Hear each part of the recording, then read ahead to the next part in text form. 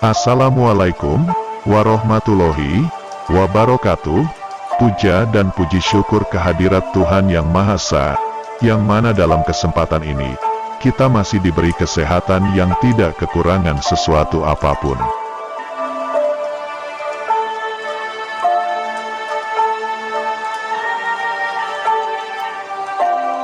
Apabila manusia hidup dalam kaidah-kaidah ajaran kebenaran yang sejati, maka kehidupannya pun akan memperoleh kedamaian dan kesejahteraan yang dapat menumbuhkan sifat cinta, toleransi, gotong royong dan saling membantu. Sehingga peradaban yang ada atau sedang dibangun akan semakin maju dan bisa mensejahterakan semua pihak.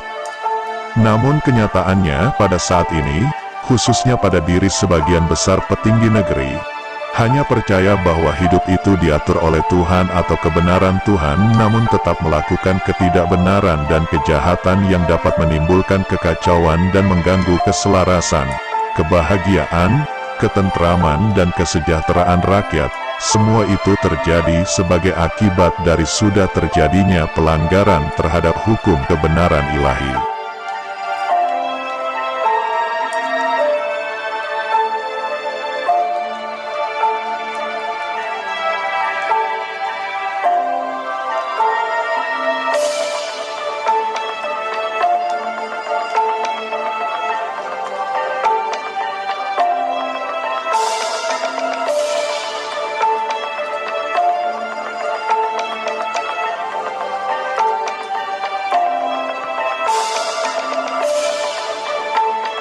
Sehingga wahyu sejati itu berarti suatu kebenaran yang bersifat tunggal.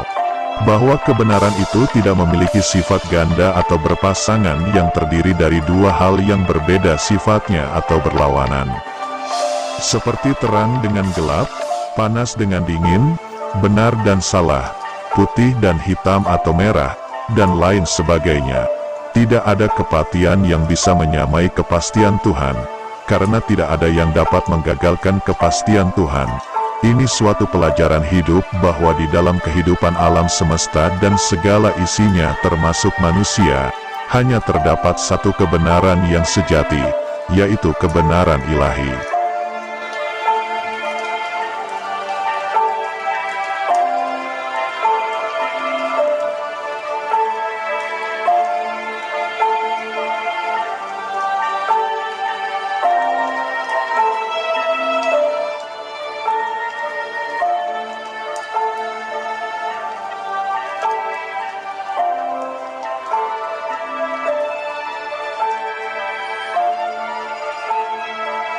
Jika seseorang belum bisa memahami tentang kesadaran akan hakikat Tuhannya, maka wahyu yang selanjutnya tidak akan pernah ia dapatkan, sebab, bagaimana bisa ia mendapatkan wahyu yang lainnya bila ia sendiri tidak mengenal siapa Tuhannya dan siapa dirinya sendiri dengan benar. Jikalau engkau ingin mengetahui alam abadi, engkau harus lebih dulu mengenali alam pribadimu.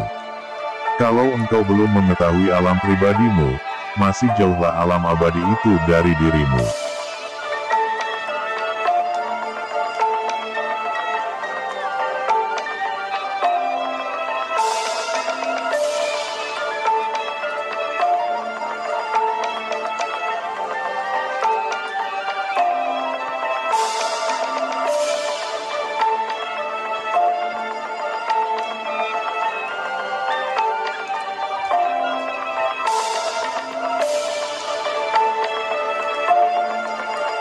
Akibatnya tatanan kehidupan menjadi tidak menentu, kacau dan terus merugikan pihak lain.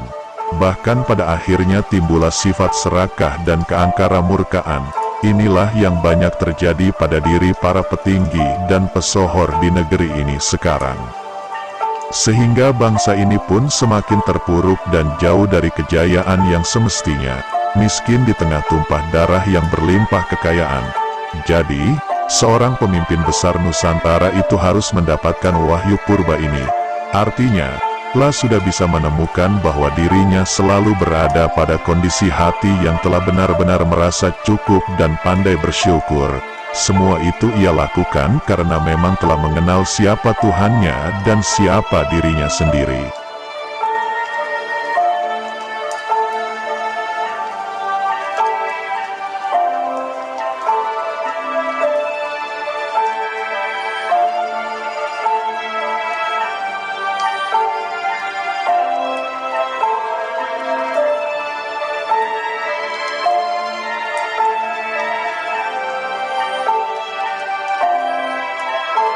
menderita karena tidak punya jabatan, mengalami ketidakadilan, kehilangan kemerdekaan atau kebebasannya.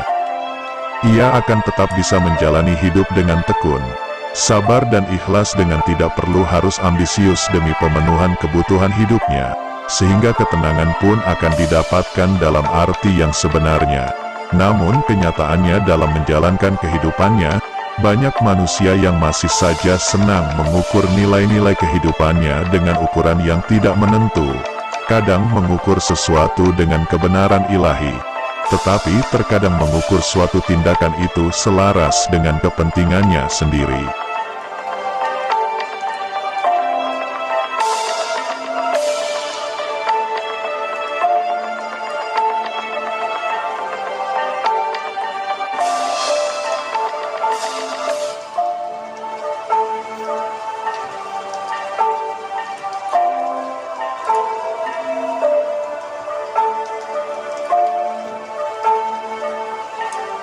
Sehingga wahyu purba ini berarti suatu kebenaran ilahi yang bersifat mengatur atau menguasai.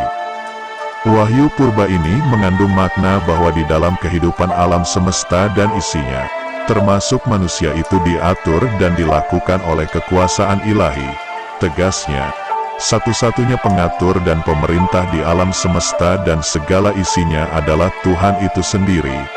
Perubahan itu hanya atas kehendak Tuhan yang menguasai jagat alam semesta.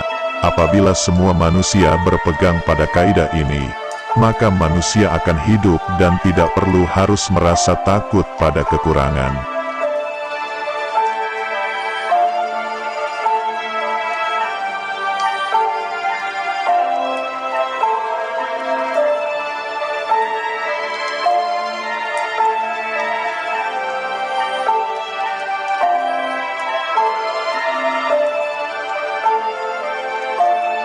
Sebagai ksatria suci yang akan memimpin umat manusia, patuh dan taat atas petunjuk dalam memimpin dan menentukan sikap, beliau memegang teguh pelajaran selama masa ujiannya.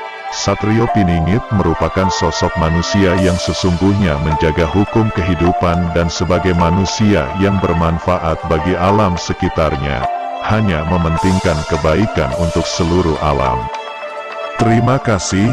Wassalamualaikum warahmatullahi wabarakatuh.